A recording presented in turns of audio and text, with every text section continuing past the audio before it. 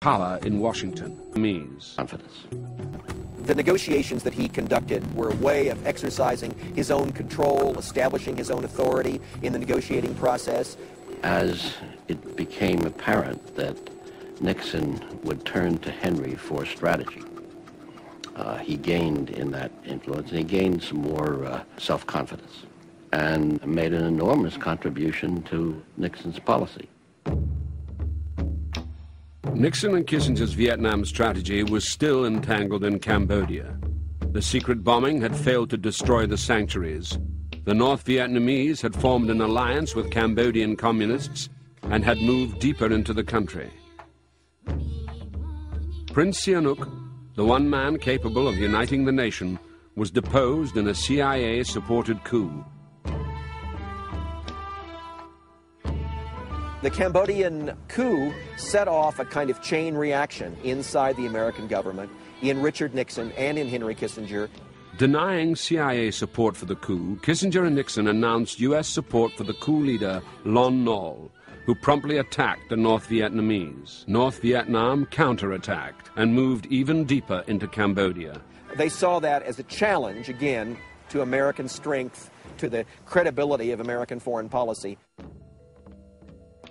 Nixon decided to invade Cambodia to send a message to North Vietnam. A few days before the invasion, Nixon had a friend relay a message to Kissinger.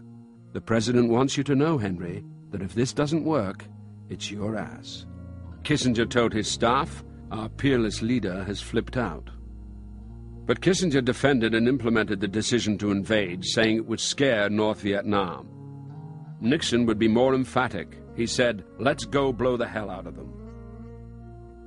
I decided to resign, along with Tony Lake and with Bill Watts, our colleague on the NSC staff, because I felt that the Cambodian invasion was a betrayal of the president's pledge to seek an honorable and just peace in Vietnam. I knew that peace was within our grasp. I was intimately involved in the negotiations. I knew that the other side was ready to agree, that we were ready to agree, and that the Cambodian invasion really destroyed all of that, devastated it for years to come, and literally cost tens of thousands of American lives, hundreds of thousands of Vietnamese lives.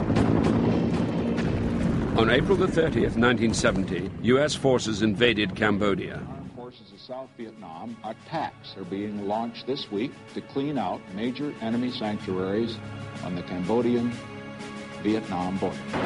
As news of the invasion spread, the U.S. domestic reaction was explosive. Nearly 500 American universities shut down, and on the morning of May 4th, National Guardsmen opened fire on 15 students at Kent State University, killing 4. As Nixon promised publicly to remove forces from Cambodia, Kissinger reviewed a plan to increase the pressure on North Vietnam to surrender. Henry Kissinger began in the fall of 1969, in September, to plan a savage, brutal blow against North Vietnam. These were his words. He said to us as a planning group, "I can't believe that a fourth-rate power like North Vietnam does not have a breaking point." For 11 days in December of 1972, in what became known as the Christmas bombing, 129 B-52 bombers dropped 40,000 tons of bombs on Hanoi and Haiphong, hitting a hospital and other urban centers.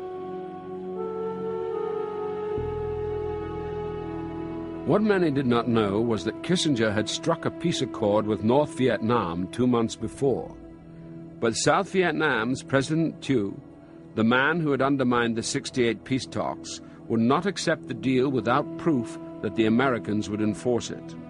The Christmas bombing had much more to do with the South Vietnamese than with the North. It was a gesture to the Thieu regime. It was a way of saying the United States is willing to make this one great last brutal blow against the North. They bombed the North Vietnamese simply to persuade the South Vietnamese that they meant it. It was a demonstration bombing. It was a public relations mass murder from the sky. The bombing did appease the South, and Kissinger persuaded the North Vietnamese to make a few cosmetic concessions. In January 1973, Kissinger signed a peace accord with North Vietnamese negotiator Le Duc Tho. The terms of peace were almost identical to the terms the Johnson administration had nearly secured before the election of 1968.